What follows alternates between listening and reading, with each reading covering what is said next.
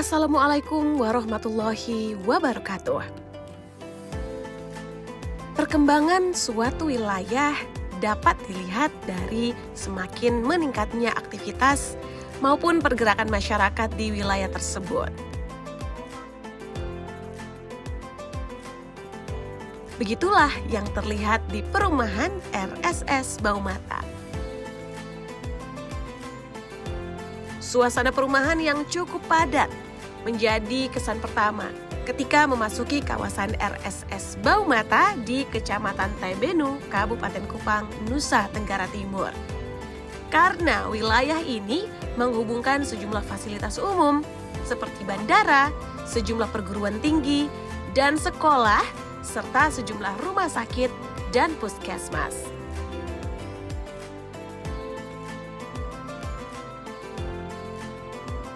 Pagi hari yang begitu sejuk menyambut kehangatan pagi ini. Anak-anak yang bermain di sekitar perumahan dan masjid menjadi pemandangan khas di tempat ini.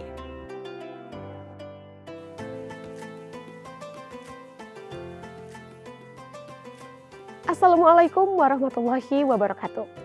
Perjalanan hidup manusia sebagai umat Allah di muka bumi ini selalu dipenuhi dengan warna, kemajemukan, dan kebersamaan. Islam sebagai agama yang rahmatan lil alamin diharapkan mampu membawa kedamaian dan kasih sayang bagi seluruh umat maupun alam semesta. Jejak Islam kali ini saya berada di Masjid Jabal Rahmah, tepatnya berada di Desa Baumata Barat, Kabupaten Kupang, Provinsi Nusa Tenggara Timur. Masjid ini berada di tengah area pemukiman warga, namun semuanya hidup rukun dalam kedamaian. Seperti apa kisahnya? Saksikan dalam Jejak Islam kali ini.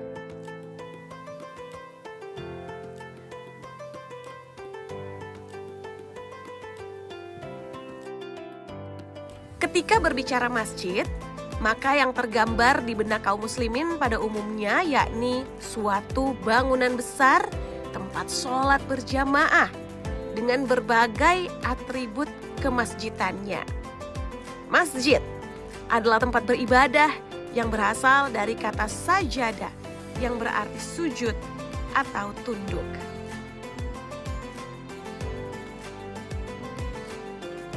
Kali ini kita akan melihat lebih dekat aktivitas Masjid Jabal Rahmah. Sebuah masjid yang berada di tengah perumahan padat di kawasan Taibenu. Tidak seperti masjid pada umumnya yang memiliki parkiran luas atau kubah megah. Masjid ini terlihat begitu sederhana.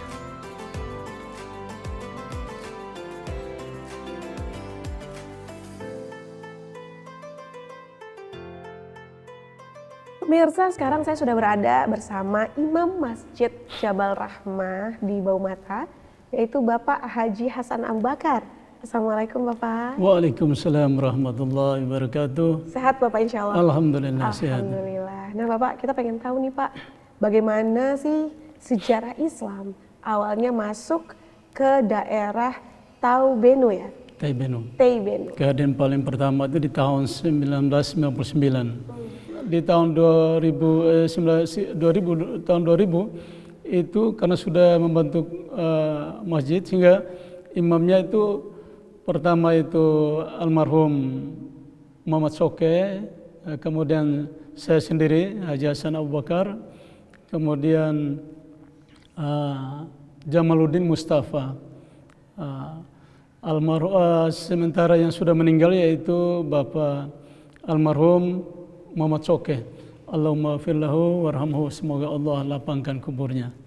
Sehingga sampai dengan saat ini kami tetap berdiri kokoh seperti ini dengan jamaah kurang lebih sekitar posisi sekarang lebih dari 207 kakak jamaah. Secara keseluruhan dihitung secara keseluruhan jamaah yaitu mencapai kurang lebih dari 300 orang. Ya, seperti itu. Masya Allah. Nah, kalau sekarang kan kita lihat masjidnya ini berada di tengah pemukiman warga ya, artinya pemukiman warganya ini berbeda-beda nih, ya kan? Ada yang Muslim, ada non Muslim. Nah, kehidupan bermasyarakatnya seperti apa ini? Baik. Untuk kehidupan bermasyarakat di sini, komunikasi kami dan saudara yang tidak seiman dengan kita, itu kita berjalan normal-normal saja, ya, seperti istilah kita namanya, seperti istilahnya toleransi begitu.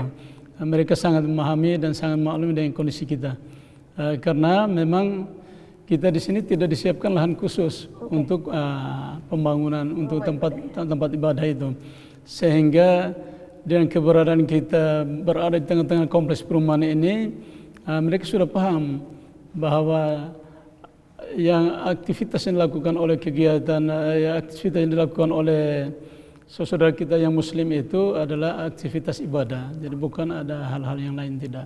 Masya Allah. Nah, kalau umatnya sendiri, apakah ini seluruhnya umat dari Kabupaten Kupang saja, ataukah ada juga umat dari kota yang datang beribadah di sini? Kalau untuk yang beribadah di sini hampir lebih banyak umat di sini, di sekitarnya, kemudian termasuk sampai daerah wilayah Baumata, sekecamatan Taibenu ini. Dan selebihnya itulah jamaah-jamaah dari kota juga yang masih bergabung untuk bersama-sama untuk ibadah dengan kita di sini, melaksanakan ibadah, sholat. Masya Allah. Ya, semoga semuanya tetap lancar, damai, dan ibadahnya juga. Dan semoga sih perkembangan masjidnya juga akan semakin baik ke depannya. Terima kasih banyak Bapak untuk ceritanya. Kita berdoa semoga Allah terus menjaga umatnya dan masjid ini segera bisa menjadi lebih baik lagi, sehingga umat yang beribadah juga semakin nyaman. Terima kasih banyak Ustaz. Terima kasih.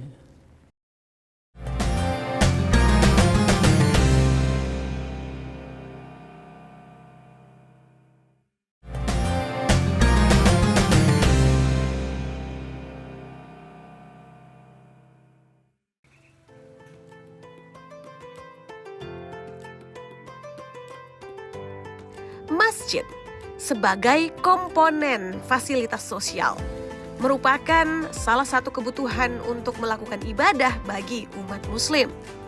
Sehingga umat Muslim selalu berusaha untuk membangun masjid dengan harapan mempermudah proses ibadah yang akan dikerjakan dan diamalkan. Pemirsa, kali ini saya juga sedang bersama dengan Ketua Yayasan dari Masjid Jabal Rahmah. Beliau adalah Ustadz Haji Amiruddin. Assalamualaikum Ustadz. Waalaikumsalam. Masya Allah. Nah Ustadz, kita penasaran banget nih, gimana cerita keberadaan awalnya dari Masjid Jabal Rahmah? Oh ya, terima kasih. Kami salah satu pengurus dari Jabal Rahmah ini. Di awalnya kan ini perumahan, tentu beraneka ragam latar belakang yang berada di perumahan ini. Nah, pada tahun 1919 itu dihuni oleh beberapa masyarakat Muslim, tepatnya 12 kakak. Nah, seorang Muslim pasti ada kewajiban melekat padanya, yaitu sholat 5 waktu. Walaupun itu bisa dilakukan di rumah, tapi harus lelakinya itu harus berjamaah. Berjamaah ini butuh wadah yang namanya tempat ibadah. Nah, dari situlah timbul inisiatif untuk membuat namanya rumah ibadah. Nah, hal ini terjawab dengan salah satu warga yang menyiapkan tempatnya di belakang rumah untuk dimakun tempat ibadah itu, yang namanya Jabal Rahmah. Ya, ini dengan ukuran 5 kali 13 meter. Nah, disitulah awal mulanya, Dina. Sejalan dengan perjalanan waktu, pada tahun 2012, penghuni rumah itu, yang tempatnya kebetulan Jabal Rahmah itu, mau pindah. Nah, mau pindah, nah itu penghuninya menawarkan ke jamaah, saya mau jual ini. Nah, mau jual, nah jamaah sepakat untuk mengambil itu. Alhamdulillah terjawab dengan adanya donatur yang membebaskan tanah ini, yaitu Ibu Saripah Salma. Nah, membebaskan tanah ini dan dengan harapan diwakafkan ke jamaah Muslim yang ada di Baumata. Nah itu berlangsung pada tahun 2012. Tapi ibunya ini tidak sempat datang di sini dan diwakilkan oleh namanya Pak Sahrul. Pak Sahrul inilah yang akan menyerahkan ke Yayasan Jabal Rahmah. Nah, pada tahun 2023 itu sertifikat wakaf itu diserahkan ke Yayasan Jabal Rahmah karena Jabal Rahmah sudah terbentuk sejak tahun 2012 sampai 2023. Jabal Rahmah itu yayasannya sudah terbentuk. Nah, adapun perkembangan masjid ini saya bisa cerita. Boleh. Ya. Gak apa-apa, boleh banget. Oke. Perkembangan dari pembangunan dari awalnya 5 kali 13 menjadi 10 kali 13 dengan posisi seperti ini 2 lantai. Nah, itu dikerjakan mulai tahun 2012 sampai 2022. Itu berarti berselang 10 tahun. Baru jadi masjid ini. Ya, alhamdulillah pada saat tahun 2012 itu dari Jabal Rahmah membentuk panitia renovasi yang diketuai oleh Pak Imamnya sendiri di sini.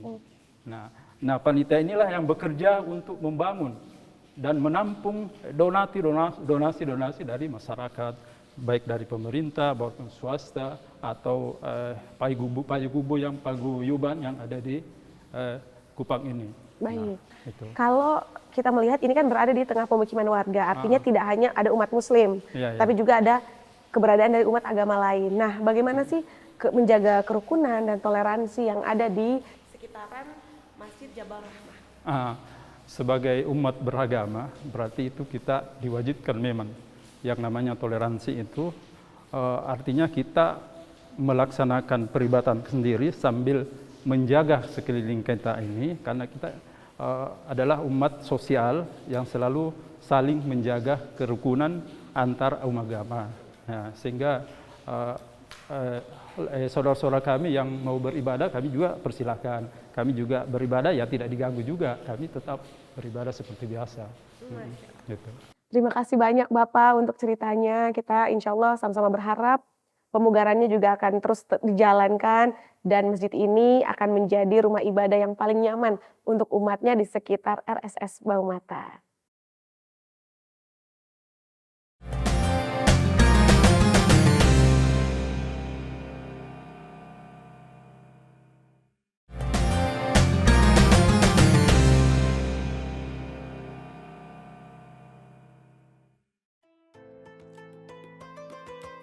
Di samping sebagai tempat ibadah, masjid juga berfungsi sebagai tempat belajar agama Islam, sehingga dapat membentuk sumber daya Islam dan menyiapkan generasi mendatang.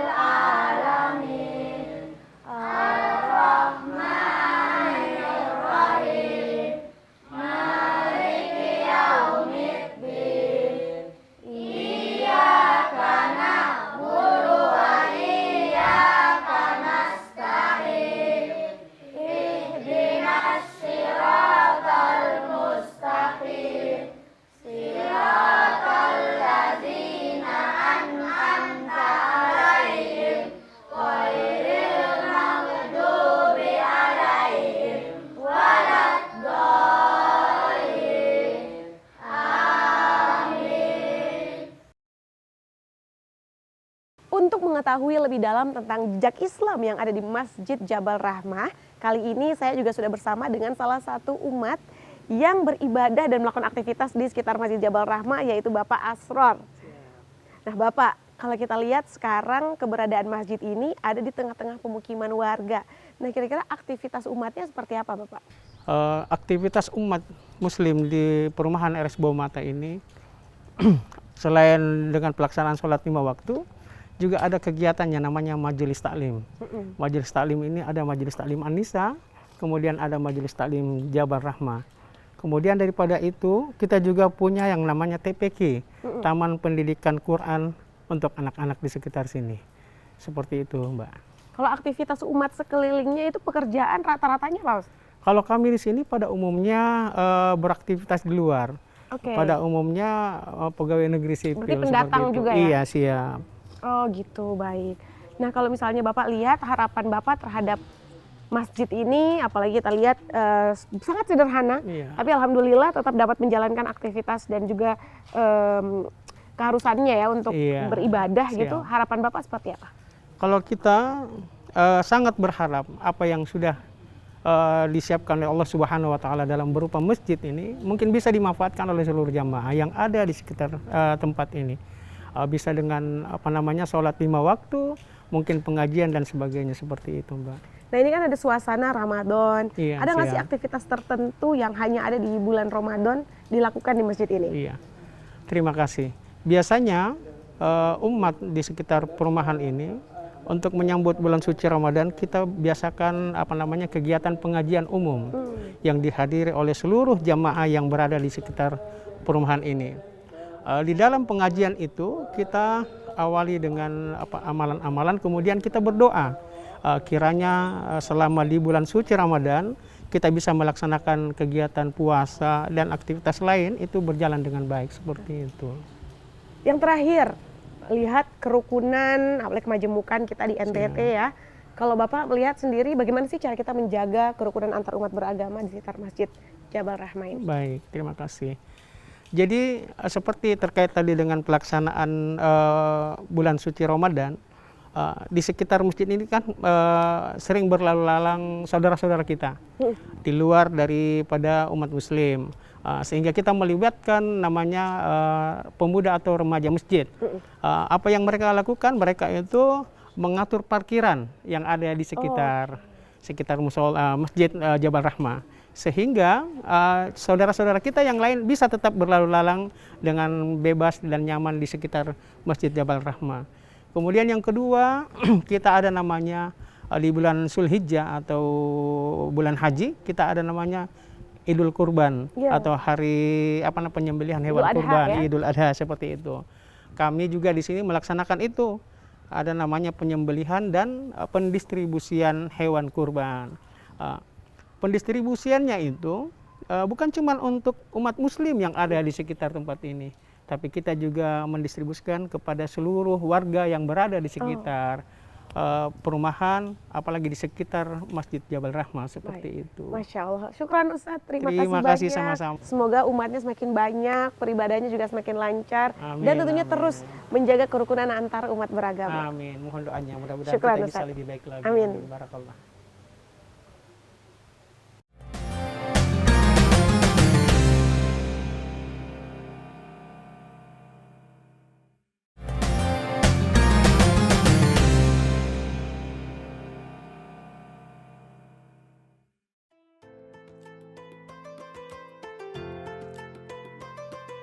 Dalam sejarahnya, Majelis Taklim adalah lembaga pendidikan tertua di dalam Islam. Bahkan di Masjid Jabal Rahmah juga terdapat perkumpulan ibu-ibu untuk berusaha menimba ilmu, mengingatkan bersama, seraya selalu mengingat Allah Subhanahu wa Ta'ala. Bahwa Ramadan ini siapapun orang yang merasa dirinya penuh dengan dosa, penuh dengan kemaksiatan, penuh dengan kemungkaran, berlumuran dosa, insya Allah kalau mau bertobat di bulan ini, insya Allah semua dosa akan diampuni oleh Allah Subhanahu wa Ta'ala. Tidak ada satupun dosa, tidak ada satupun amal buruk kalau seandainya di bulan ini mau bertobat, beristighfar, mohon ampun sama Allah, insya Allah Allah ampuni. Kebanyakan umat muslim yang tinggal di daerah RSS Baumata adalah pegawai negeri sipil di pemerintahan Provinsi NTT dan Kota Kupang.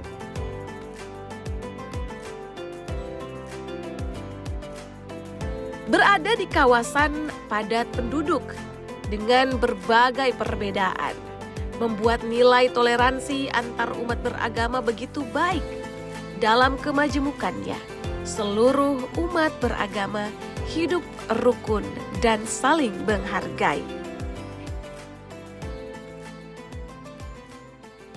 Keberadaan masjid di Kecamatan Tebenu, Masjid Jabal Rahmah, dengan berbagai kesederhanaannya, namun semangat juang untuk terus berada di dalam jalan Allah.